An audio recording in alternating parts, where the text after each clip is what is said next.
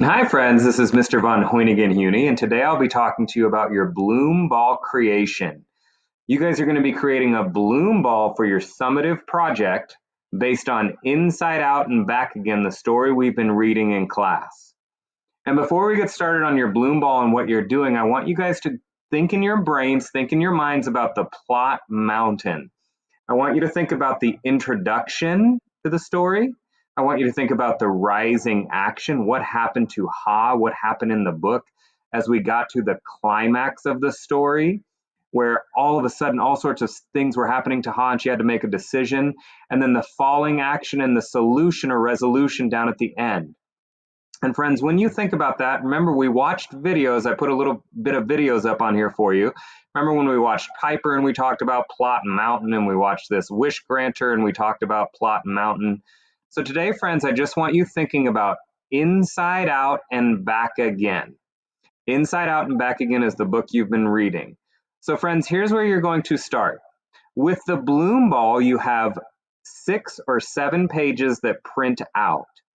On these pages are information that you have to put in each ball. You see where the cursor is right here, each ball. So for example, the very first ball you're going to do is called author information. So you're going to look at the book. At the back of the book, there's information about our author, the author of this book. If you would like to do some additional research, you can type in the author's name in Google and type in bio and find out more about her. You're going to just put information about her right here as a summary, kind of like a little paragraph that tells me all about the author. Then, friends, you're going to go to your next bloom ball, and you're going to create this ball about plot elements. So you're going to tell me one thing that happened in the beginning, one part of rising action, one part of the climax, one part of falling action, and kind of the ending or resolution. You should be able to fit all 5 in here. If you can't, that's okay.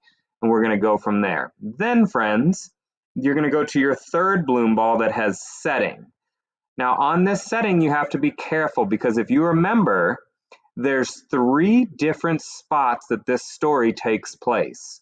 Remember, the first spot is in Vietnam, and then the war happens, and then they have to get on a boat. So the second setting would be the boat. And I'm going to let you walk through the story and think about it. I've kind of given you 2. But friends, you're going to draw the settings or write about the settings, explain what the setting is for each 3 parts of that book. Then you're going to move on to your next one, which is called important characters. And you are going to go back to our lessons where we talked about character traits.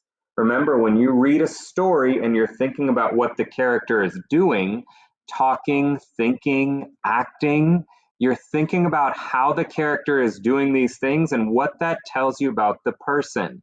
Is Ha kind? Is she defiant? Is she sneaky? What would you describe Ha and Mom as? I would say put 2 of them in there. If you can fit Brother Coy, you could do that. But I would say on this one, put Ha and Mom. Then, friends, you're going to move to the next one, which is the main conflict. Now, friends, I would call this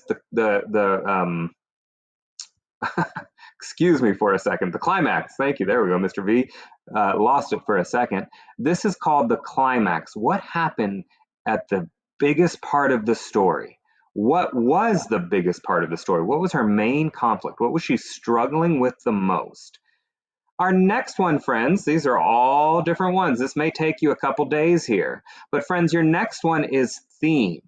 Now, friends, you did in my classroom, I know we did the pattern folders where we got to study each chapter, and that led us to the entire book as a theme of the book. This one also has a theme in the book. And your job is to tell me what is the theme using text evidence. Can you explain it to me? Can you tell me what's happening? Next, friends, you are going to finish this out with some meaningful quotes and some figurative language. And you've already done this in class, but you're going to find some literal and non-literal sayings. And then at the very end, you're going to give a recommendation. Do you recommend this book for the 2nd graders coming into next year?